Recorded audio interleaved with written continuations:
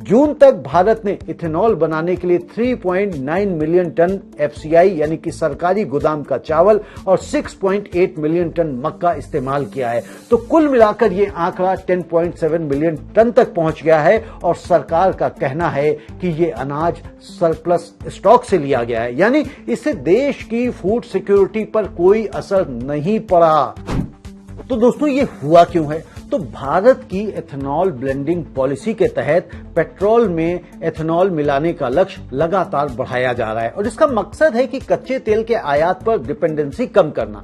भारत अपनी जरूरत का बड़ा हिस्सा क्रूड ऑयल इंपोर्ट से पूरा करता है और ग्लोबल जियोपॉलिटिकल हालात, चाहे वो मिडिल ईस्ट का तनाव हो या फिर स्ट्रेट ऑफ हॉर्मुज से जुड़ी चिंताएं, भारत को एनर्जी सिक्योरिटी की दिशा में तेजी से आगे बढ़ने पर मजबूर करती हैं।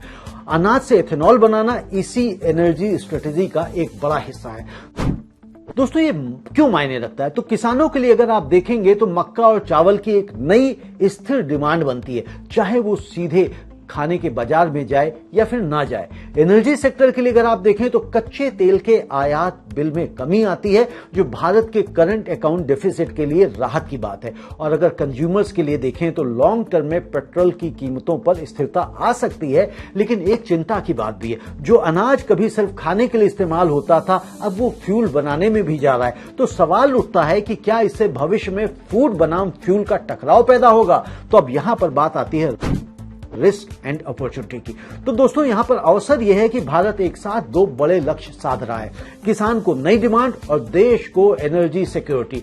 रिस्क यह है कि अगर कभी मॉनसून खराब रहा और अनाज का सरप्लस घट गया तो एथेनॉल के लिए अनाज डाइवर्ट करना फूड सिक्योरिटी के साथ टकराव हो सकता है। इसलिए सरकार को हर साल ये संतुलन बहुत ही सावधानी से बनाना होगा।